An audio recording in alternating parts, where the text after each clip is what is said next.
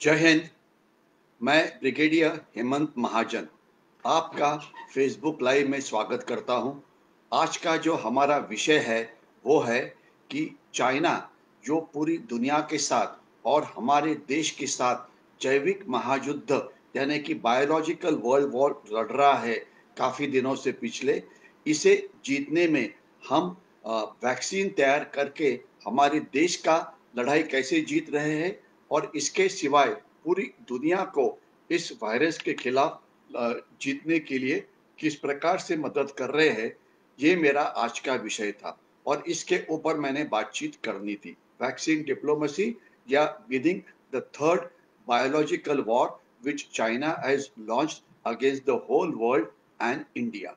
लेकिन जब ये विषय मैंने तय किया था और आप सब लोगों को बताया गया था, इतने में आज शाम को एक ब्रेकिंग न्यूज आई 5:30 बजे कि इजरायली एम्बेसी जो दिल्ली में है वहां पे उसके पास एक बॉम्ब ब्लास्ट हुआ है जिसमें 5-6 कारें का डैमेज हुआ है। और ये पता होना चाहिए कि आज शाम को हमारा बीटिंग द रिट्रीट नाम का 26 जनवरी का एक बहुत इंपॉर्टेंट कार्यक्रम होता है जिसमें प्राइम मिनिस्टर, प्रेसिडेंट और सभी वीआईपी और आम जनता इस डिस्प्ले के लिए देखने के लिए आती है।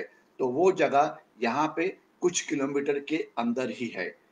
यानी कि वीआईपी वहां पर है, आम जनता वहां पर है, उसके बीच में और इजरायली एम्बेसी के बीच में एक बॉम्ब ब्लास्ट हुआ। ये लो यील्ड बॉम्ब ब्लास्ट था। इसमें जानी नुकसान लास्ट खबर तक किसी का नहीं हुआ है, लेकिन ये एक दर्शाता है कि हमारी जो राजधानी है, कैपिटल है दिल्ली, ये सेफ नहीं है।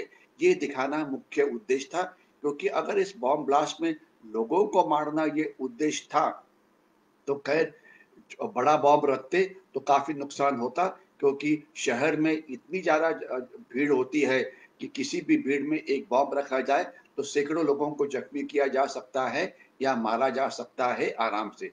अगर बॉम्ब रखना ही है तो बड़ा भी रख सकते हैं, लेकिन ये बॉम्ब लो ईल्ड का था और ये एक आईईडी यानी कि इम्प्रोवाइज्ड एक्सप्लोजिव डिवाइस था। तो इसलिए जानी नुकसान नहीं हुआ है, लेकिन नुकसान जो हुआ है वो देश की जो इज्जत है, देश की जो स्टेटस है, इसको हुआ है। और अगर इस घटना के साथ हमने केवल एक बॉम्ब ब्लास्ट की तौर पे नहीं देखना चाहिए, क्योंकि ये बॉम्ब ब्लास्ट अभी दिल्ली में मेरे ख्याल से 5 या 6 साल के बाद हो रहा है। आपको पता है 2014 के बाद ये सभी बॉम्ब ब्लास्ट बंद हो गए थे और अभी जो बॉम्ब ब्लास्ट होते हैं या आईडी ब्लास्ट होते हैं वो केवल कश्मीर के अंदर, कश्मीर वैली में होते हैं, या जो लड़ाई चलती है वो लाइन ऑफ कंट्रोल पे चलती है जहां पे भारतीय सेना अपना खून बहाती है। और जब मैं खून बहाने की बात कर रहा हूं, कल ही एक आईडी ब्लास्ट हुआ था जो कश्मीर में हुआ था, जिसमें राष्ट्रीय राइफल का एक सोल्जर मार्टियर हो गया, यानी कि मारा गया। लेकिन तभी हमारी मीडिया ने, वो टीवी चैनल वाले हो या जो अपने प्रिंट वाले हो, उन्होंने इसे बहुत इंपॉर्टेंट विषय समझा नहीं, क्योंकि अभी तक जो सोल्जर मारा गया है उसका नाम भी हमारे मीडिया ने नहीं दिया। लेकिन जो सो कॉल्ड लीडर्स है, जो आंदोलन कर रहे हैं, जिन्होंने देश का हजारों करोड़ का नुकसान दिया है, वो अगर कुछ भी बोलते हैं तो वो ब्रेकिंग न्यूज टीवी पे हो जाती है। लेकिन जो सोल्जर अपनी जान देता है देश के लिए, उसका नाम भी आज हमारे पास नहीं है। मैंने बहुत कोशिश की इस नाम को ढूंढने की, लेकिन वो नाम मुझे नहीं मिला है। ये परसों की बात है, मैं रिपीट करता हूँ, जब आईडी ब्लास्ट हुआ जिसमें 3 सोल्जर्स जख्मी हो गए और एक का डेथ हो गया। ये राष्ट्रीय राइफल के सोल्जर थे जो नॉर्मल पेट्रोलिंग के ऊपर जा रहे थे। इसके सिवाय आज ही अगर आपने न्यूज सुनी होगी तो 3 दहशतवादी ये कश्मीर वैली में त्राल में मारे गए। एक बहुत ही अच्छा ऑपरेशन हमारे सोल्जर्स ने किया, जिससे बिना कोई नुकसान हुए हमने 3 दहशतवादियों को मार दिया। क्योंकि जैसे मैंने पहले काफी बार बोला है, पाकिस्तान से दहशतवादी भेजना एक बहुत ही इम्पोर्टेंट काम है, क्योंकि अगर वहाँ से दहशतवादी नहीं भेजते वो, तो कश्मीर का वैली का जो दहशतवाद है, ये खत्म हो जाएगा। तो इसलिए फॉरेन टेररिस्ट को पाकिस्तान भेजते रहता है हमारे देश के अंदर, खासकर कश्मीर वैली में सोल्जर्स को मारते हैं, कोई इम्पोर्टेंस नहीं दिया जाता। लेकिन दिल्ली में बॉम्ब ब्लास्ट हो जाए तो वो एक सभी टीवी डिबेट के सभी टीवी चैनल्स के ऊपर आज इसके ऊपर चर्चा चल रही है कि ये बॉम्ब ब्लास्ट किसने किया, क्यों किया, वगैरह वगैरह। इसके ऊपर मैं और एक दो चीजें बोलूंगा, लेकिन मैं ये बॉम्ब ब्लास्ट की तरफ देखने के बदले आपने पिछले कुछ दिनों में देश की सुरक्षा की जो स्थिति है, जो स्टेटस है, इसके ऊपर नजर रखनी चाहिए। देश में आंदोलन चल रहा है, जो दिल्ली कैपिटल है उसको बंद करके रखा है, हजारों करोड़ रुपीस का नुकसान हुआ है, और जितना नुकसान चाइना और पाकिस्तान ने पिछले 70 साल में नहीं किया, उतना नुकसान हमारे आंदोलकों ने पिछले 70 दिनों में किया हुआ है, जिससे देश की आर्थिक प्रगति के लिए एक बड़ा वो धक्का है। दिल्ली में जो वायलेंस हुआ, इसके बारे में मैं कुछ नहीं बोलने वाला हूँ। वो सभी ने आपने आँख से देखा होगा। आपने उसकी असेसमेंट जिस प्रकार से करनी है, वो आप कर सकते हैं। लेकिन मैसेज बिल्कुल साफ है। मैसेज ये है कि सुबह 26 जनवरी को परेड के अंदर हमने हमारे देश के बहुत बड़े हथियार दिखाए थे, मिसाइल्स थे, टैंक्स थे, एयर डिफेंस के हथियार थे, डीआरडीओ के हथियार थे, एयरक्राफ्ट कैरियर है, वो दिखाया गया था। उसके बाद जो मार्च पास्ट हुआ था, इस मार्च पास्ट के अंदर तेजस विमान थे, उसमें जो सबसे अत्याधुनिक विमान थे, जिसे राफेल बोला जाता है, वो भी थे। तो हम सभी बहुत खुश हो गए थे। लेकिन मैंने उस समय भी कमेंट्स की थी, क्या ये हथियार हमारे देश की रक्षा करने के लिए काफ़ी है? मैं एक पेसिमिस्ट की तरह से बात नहीं करना चाहता हूँ। मैं आपको मैं खुद एक सैनिक हूँ, इसलिए मैं सैनिकों के बारे में कभी भी गलत चीज़ नहीं बता सकता हूँ। लेकिन फैक्ट ये है कि ये हथियार, ये मिसाइल्स, ये डीआरडीओ के शस्त्र, ये रणगाड़े देश का रक्षण नहीं कर सके। उसके बाद 2-3 घंटे के बाद ही जहाँ पे अपना देश का झंडा हमने लहराया था, वहीं पर वायलेंस हो गया, जो आपने देखा था। तो ये जो शस्त्र है, क्या वो पेपर के ऊपर दिखाने वाले शस्त्र है? अल्टीमेटली जो इन्फेंट्री के सोल्जर्स है, जब तक वो लड़ाई नहीं करते, तब तक देश की सुरक्षा बड़ी धोखे में आ सकती है। तो देखिए, जैसे मैंने काफ़ी बार इस प्रकार की प्रेज़ेंटेशंस में बोला है कि हमारे एक युद्ध शास्त्र के विद्वान थे, नाम चाणक्य या आर्य चाणक्य। उन्होंने बोला था, देश के 4 प्रकार के शत्रु होते हैं। एक शत्रु देश के बाहर से आता है, मदद अंदर से मदद बाहर से मिलती है। दूसरा शत्रु बाहर से आता है और उसे बाहर से मदद मिलती है। मदद यानी कि पैसा, मदद यानी कि शस्त्र, मदद यानी कि गाइडेंस, मदद यानी कि हर एक प्रकार की मदद। और चौथा प्रकार का शत्रु जो होता है, वो देश के अंदर होता है, और उसे मदद भी देश के अंदर से मिलती है। लेकिन चाणक्य ने उस समय बताया था कि ये शत्रु बहुत खतरनाक होता है, और जो 4 शत्रु मैंने बताए, इसमें इसके साथ पहले निपटना चाहिए। चाणक्य जी ने ये जो बोली थी चीज़, ये तो काफ़ी साल पहले, हज़ारों साल पहले बोली थी। लेकिन मेरे जैसे जो अनपढ़ है, उनको ये समझ में नहीं आया था कि ये कितने खतरनाक हो सकते हैं। खतरनाक तो है, लेकिन कितने खतरनाक कि हमारे बड़े शस्त्र देश का रक्षण इस प्रकार की हिंसाचार से नहीं कर सकते हैं। ये शायद कल अधोरेखित किया गया कि आप कितने भी शस्त्र रखो, लेकिन हम चाहेंगे तो रेड फोर्ट में आएँगे, झंडे को नीचे उतराएँगे, पुलिस की पिटाई करेंगे, और आप सिर्फ बातचीत करते रहेंगे, एनालिसिस करते रहेंगे कि ये कैसे हुआ, क्यों हुआ, लेकिन हम जो चाहेंगे वो करेंगे। तो ये जो देश के अंदर के शत्रु, इससे कैसे निपटा जाए, ये मैं आपके ऊपर छोड़ता हूँ।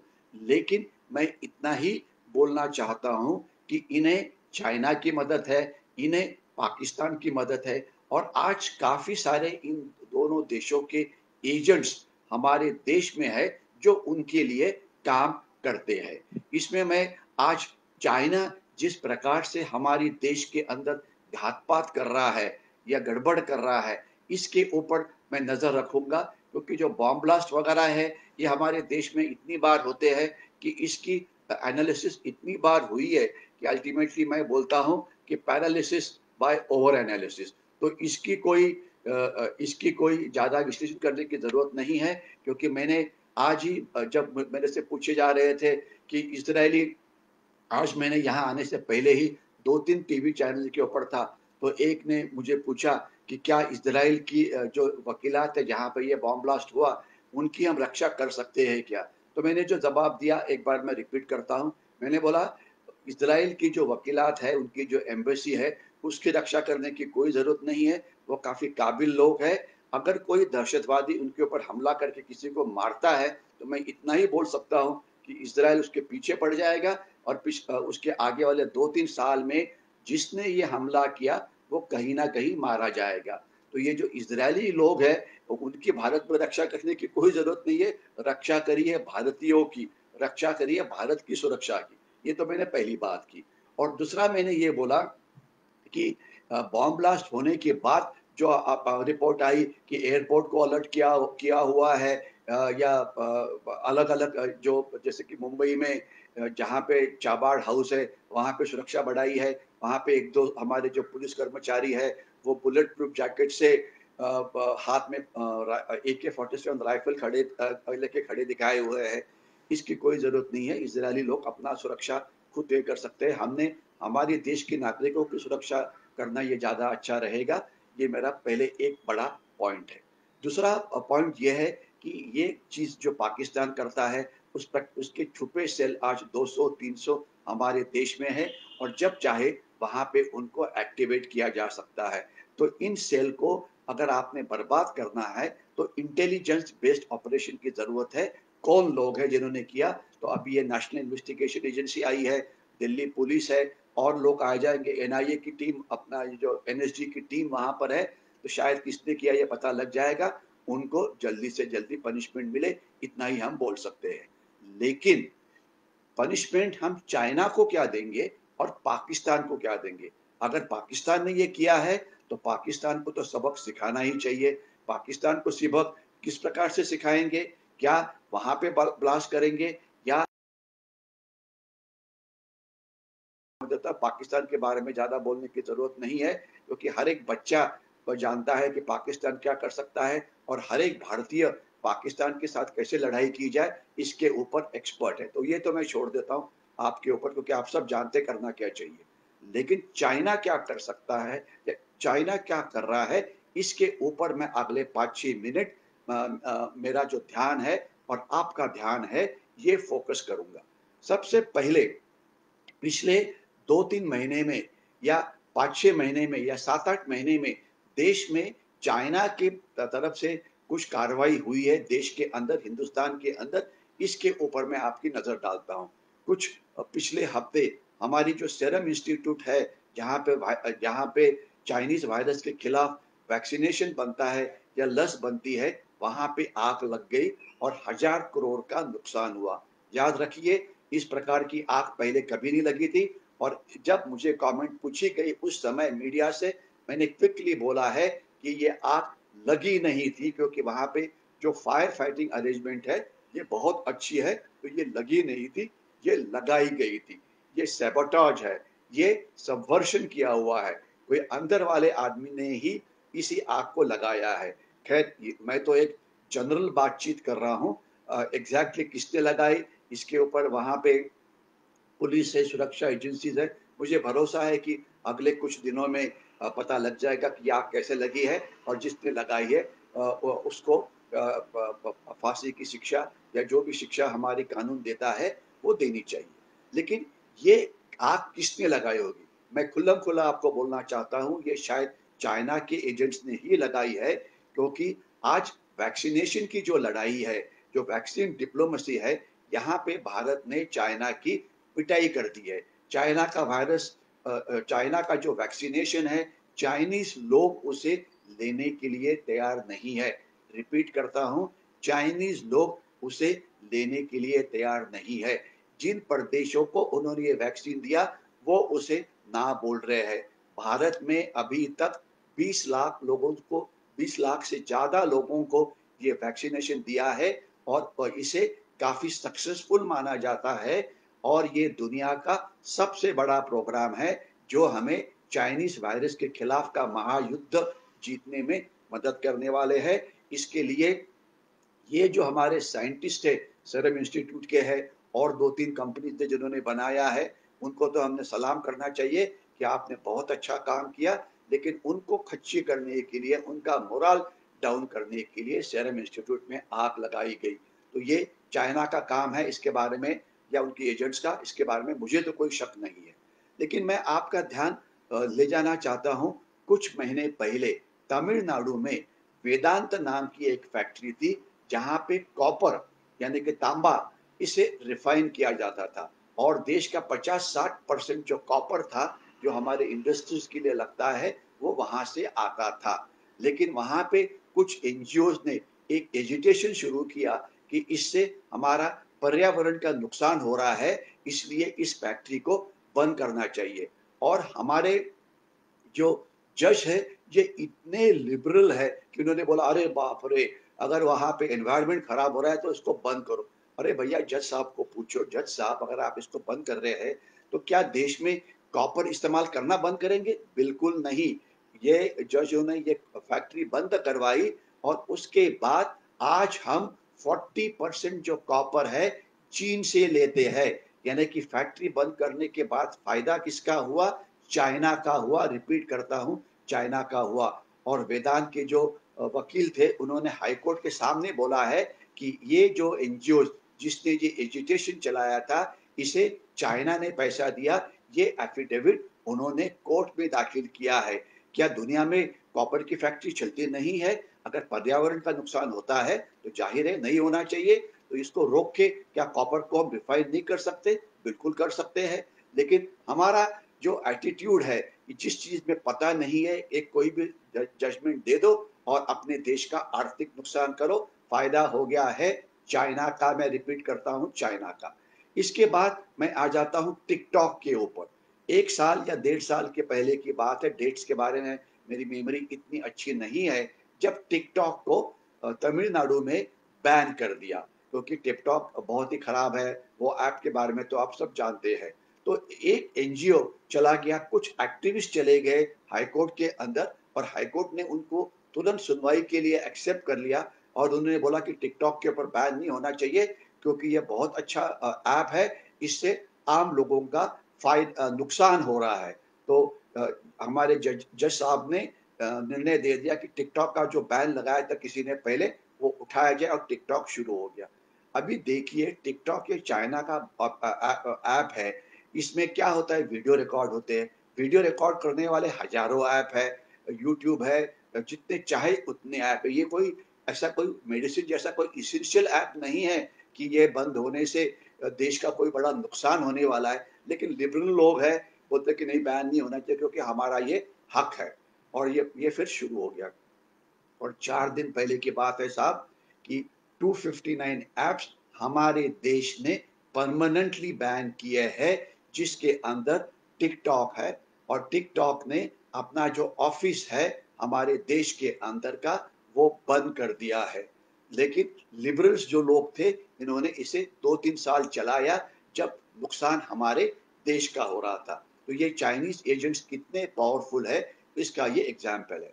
मैं क्विकली तीसरे एस्पेक्ट पे आ जाता हूँ। एक एप्पल नाम की कंपनी है। ये मोबाइल बनाने वाली दुनिया की सबसे बड़ी कंपनी है। जब ये चाइनीज वायरस चाइना में शुरू हुआ, इन्होंने फैसला किया कि अभी चाइना में नहीं रहना है। और हमारे देश का भाग्य है कि इन्होंने बोला कि मैं हमारा आधा काम हम हिंदुस्तान में भेजेंगे और थोड़ा सा और आधा हम आधी फैक्ट्रीज हम वियतनाम में करेंगे, यानी आधी इंडिया में और आधी वियतनाम में, और चाइना से पूरे निकल आएंगे। तो हमारे देश के लिए तो ये बहुत बढ़िया अच्छी खबर थी। हम हमारे देश ने उनको रेड कारपेट का वेलकम देना था, जो कि हमने दिया था। लेकिन अचानक एक बहुत ही स्ट्रेंज वायलेंस हुआ। उनको एक कंपनी है जो उनको स्पेयर पार्ट्स देती है, उनके लिए मोबाइल्स मैन्युफैक्चर करती है। उसका नाम है विस्ट्रॉन। ये जो कंपनी है, विस्ट्रॉन नाम की कंपनी, उनके लिए मोबाइल बनाती है और उसका बड़ा यूनिट था बेंगलोर के अंदर। वहां पे 8 या 10,000 कॉन्ट्रैक्ट वर्कर्स ये काम करते थे, उनको 30-40 हजार इस प्रकार से कोई तनख्वाह ये मिलती थी। तो अचानक वहां पे वायलेंस हो गया, हुआ नहीं जी, भड़काया गया और फैक्ट्री को ताला लगाया गया और फैक्ट्री में जो कॉस्टली मोबाइल्स थे वो लूट किए गए। और मीडिया में आपने बात सुनी होगी कि 500 करोड़ से ज्यादा कीमत के मोबाइल ये लूटे गए। रिपीट करता हूं, लूटे। किसने लूटा मुझे नहीं पता, वो का पुलिस को पूछो। लेकिन फैक्ट्री ने अभी फैसला किया कि इस प्रकार का वायलेंस अगर हमारे फैक्ट्री में होने वाला है तो यहाँ पे रखने का कोई फायदा नहीं, हम चलते हैं यहाँ से बाहर, हमारा ठिकाना कर लेते हैं।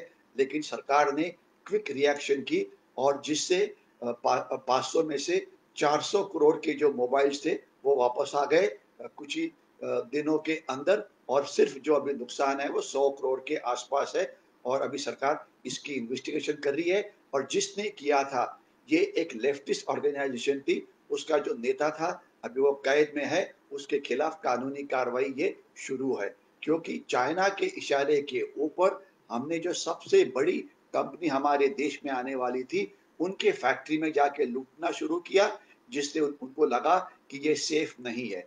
लेकिन इसमें ज्यादा अचरज की बात यह है कि जैसे ही ये कार्रवाई हुई, मैं शुरुआत करता हूं पहले सेरम इंस्टीट्यूट से। सेरम इंस्टीट्यूट में आग लगी और हमारे जो न्यूज़पेपर्स है यानी कि रीजनल मराठी है, हिंदी है, इंग्लिश है, इन्होंने केवल न्यूज लिखी, कोई किसी ने एडिटोरियल नहीं लिखा। लेकिन चाइना का जो सबसे बड़ा न्यूज़पेपर है ग्लोबल टाइम्स, उसने तुरंत दूसरे दिन एडिटोरियल लिखा कि देखिए भारत एक बहुत धोखेदायक देश है, वहां जो वैक्सीन वो पुणे में बना रहे हैं इसे नहीं लेना चाहिए क्योंकि जो देश की फैक्ट्री सुरक्षित नहीं है वहां का वैक्सीन कितना सुरक्षित होगा। यानी कि उन्होंने प्रोपेगेंडा किया कि भारत अपनी वैक्सीन की सुरक्षा को सुरक्षित नहीं रख सकता, भारत से या हिंदुस्तान से वैक्सीन मत खरीदीजिए, हमारे से खरीदे। ये हमारे पेपर्स ने एडिटोरियल लिखा भी नहीं है और इन्होंने लिख भी दिया। ऑब्वियसली उनको पता था कि यह आग लगने वाली है, एडिटोरियल पहले से बन के तैयार था और वो पब्लिश किया गया। सिमिलरली जब विस्ट्रॉन कंपनी में वायलेंस हुआ तुरंत उसके बाद एडिटोरियल लिखा गया कि जब हमारे लोग सो ही रहे थे कि क्यों हुआ है, कैसे हुआ है। कुछ लिबरल न्यूज़पेपर्स बोल रहे थे क्यों नहीं नहीं शायद वर्कर्स को कम पे मिला है इसलिए उनको गुस्सा आया है। अरे वहां के जो कॉन्ट्रैक्ट वर्कर्स है इतना बढ़िया पे कहीं और किसी को नहीं मिलता है, ठीक है। लेकिन हमारे पेपर इस प्रकार की बातचीत कर रहे थे तब ग्लोबल टाइम चाइना का न्यूज़पेपर बोल रहा था कि भारत में एप्पल ने फैक्ट्री शिफ्ट नहीं करनी चाहिए क्योंकि एप्पल को या उनकी जो एंसिलरीज वाले जो लोग हैं उनको वहां पर धोखा है, तो चुपचाप से उन्होंने चाइना में ही रहना चाहिए। तो चाइना का एडिटोरियल उसके पहले ही आ जाता है क्योंकि उन्हें ये पता था।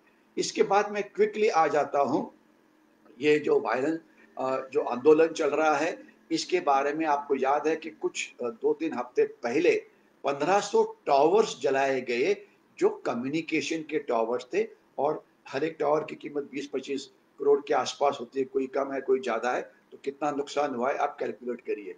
लेकिन इस टावर की खासियत क्या थी? ये टावर की खासियत ये थी कि ये टावर जियो कंपनी के थे। जियो कंपनी की क्या खास बात है? खास बात यह है कि अभी हमारे देश में आने वाला है और चाइना चाहता है कि उनकी जो सबसे बड़ी 5G वाली कंपनी है हुआई, रिपीट करता हूँ हुआई, उससे ये तंत्रज्ञान हमारा देश खरीदे। लेकिन हमारे देश ने बोला कि हम ये नहीं खरीदेंगे, हम ये तंत्रज्ञान हमारे देश के अंदर ही बनाएंगे, हमारी जो देश की कंपनीज है वो ही बनाएंगी।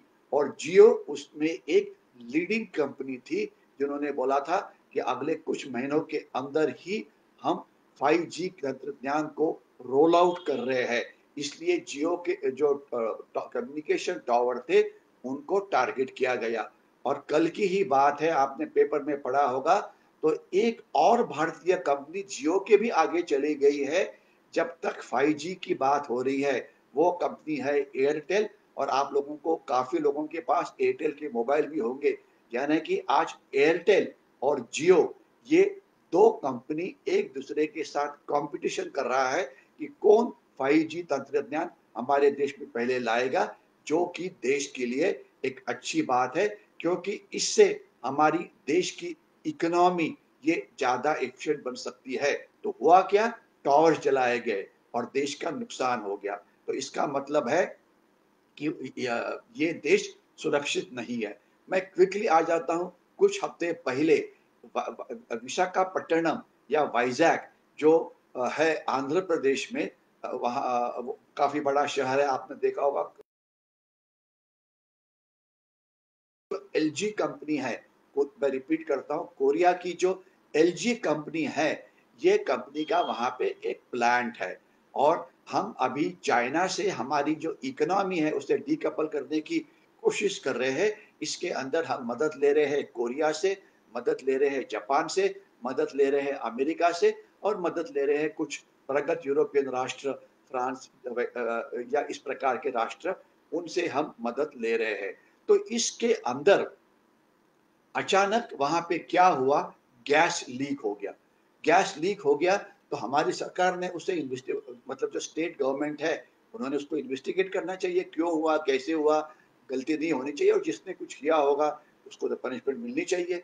लेकिन हमारी सरकार, ये जो स्टेट गवर्नमेंट थी, वो उस कंपनी के जो मतलब सीईओज या बड़े अधिकारी थे, तो उनके खिलाफ स्टेट गवर्नमेंट ने एफआईआर लॉन्च कर दी और उनको डरा दिया। इन्वेस्टिगेशन तो होना चाहिए, क्योंकि खतरे वाली बात थी। और ये किसने किया, ये किसी को नहीं पता।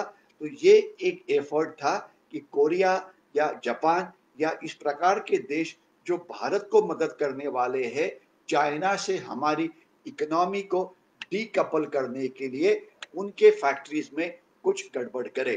तो ये तो मैंने आपको 5-6 इंसिडेंट बोला है। ये वैसे देखा जाए तो अलग अलग है। अगले 2 मिनट में मैं रुकने वाला हूँ, तो मैं आपको इतना ही बोलना चाहता हूँ। तो इसके खिलाफ हम हमारी देश की रक्षा कैसे कर सकते हैं?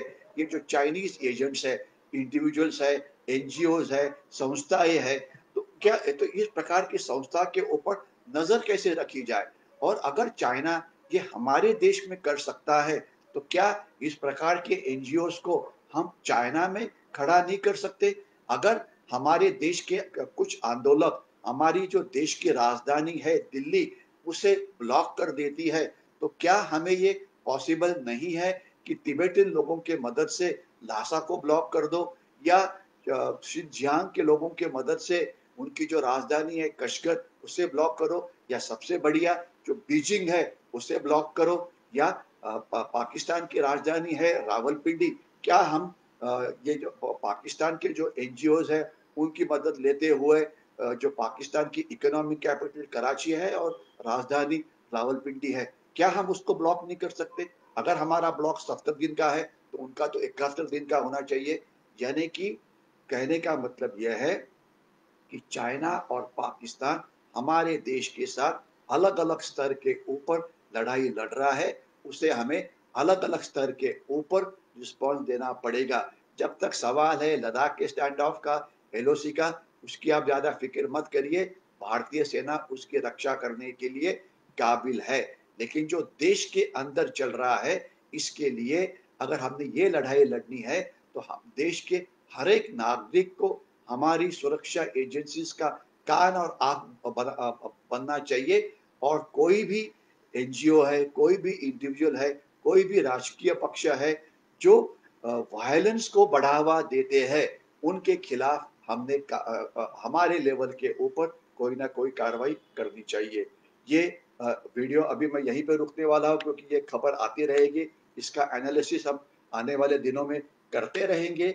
लेकिन आज याद रखना चाहिए, सोशल मीडिया पे जो ये सब चीजें चल रही है, जो प्रिंट मीडिया पे जो चल रही है, इसमें हम सब सोल्जर्स है। हम सभी ने हमारी देशभक्ति और देश प्रेम का जो एग्जाम्पल है वो देना चाहिए। केवल छत्रपति शिवाजी महाराज की जय बोलने से नहीं होगा। बोलना बहुत अच्छा है, जय भवानी जय शिवाजी अच्छा है, वंदे मातरम भी बहुत अच्छा है, लेकिन कुछ एक्शन करनी पड़ेगी। जब तक हम हमारी इकोनॉमी को ठीक नहीं बनाते हैं, जब तक हम हर एक फील्ड में वर्ल्ड क्लास नहीं बनते हैं, तब तक हम चाइना के साथ ये जो लड़ाई है, इसे जीतने में हमें कामयाबी नहीं मिलने वाली है। तो मुझे भरोसा है, आप जिस फील्ड में हैं, टीचर है, स्टूडेंट्स है, कॉर्पोरेट वर्ल्ड में है, फार्मर्स है, हर एक फील्ड में वर्ल्ड क्लास बनो और इस देश को, देश की अर्थव्यवस्था बढ़ाने में मदद करो। यहीं पे मैं रुकता हूँ। अगर आपको ये वीडियो अच्छा लगा होगा तो इसे लाइक करिए और ज़्यादा से ज़्यादा लोगों के साथ शेयर करिए। तब अभी मैं आपसे विदा लेता हूँ, इतना बोल के कि हम संडे को मॉर्निंग में 11:30 बजे मिलेंगे और तब हम विषय की बात करेंगे कि जो अभी बजट 1 तारीख को सरकार देने वाली है, उसमें सुरक्षा के लिहाज से हमें क्या करना चाहिए, या इस बजट में सुरक्षा एजेंसीज़ की क्या अपेक्षा है। मैं विदा लेता हूँ आपकी, तब तक जय हिंद।